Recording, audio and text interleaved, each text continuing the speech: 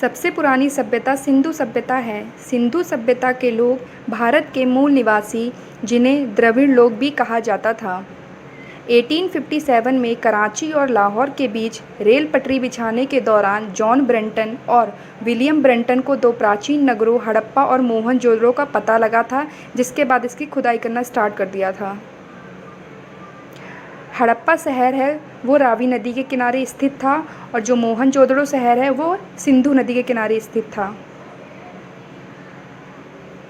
तकरीबन 5000 साल पहले एक उच्च स्तरीय सभ्यता विकसित हुई थी, जिसकी नगर नियोजन व्यवस्था बहुत उच्च कोटि की थी।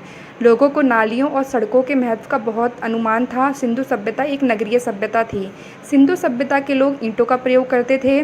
गुजरात का शहर लोथल सिंधु सभ्यता का प्रमुख बंदरगाह था। सिंधु सभ्यता में जो मुख्य फसल थी वो गेहूँ और जौ थी।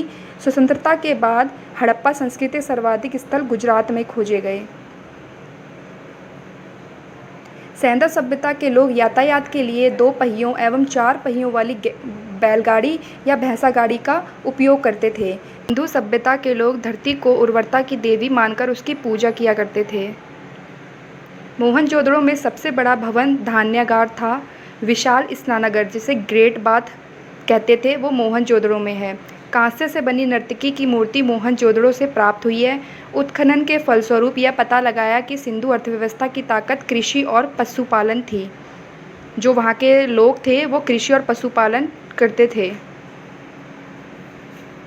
हड़प्पा सभ्यता से अभी तक लोहे की प्राप्ति नहीं हुई थी, और सिंधु सभ्यता के लोगों ने सबसे पहले कपास का उत्पादन किया था। जो वहाँ के लोग थे उन्होंने सबसे पहले कपास का उत्पादन किया था, और खुदाई के दौरान लोहे की कोई प्राप्ति नहीं हुई थी। सिंधु सभ्यता की लिपि भावचित्रात्मक है। यह लिपि दाएं से बाएं ओर लिखी जाती थी।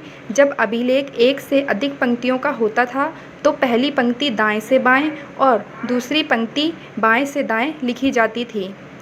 सिंधु घाटी के लोग थे वो तलवार से परिचित नहीं थे। सिंधु सभ्यता के लोग काले रंग से डिज़ाइन किए हुए लाल मिट्टी के बर्तन बनाते थे।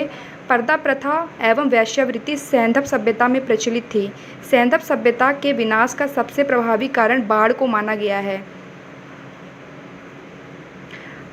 5000 साल बाद भारत में सबसे पहले ईरान के देश के लोगों ने प्रवेश किया, जिन्हें आर्यंस कहा गया, जो आर्यंस कहलाए।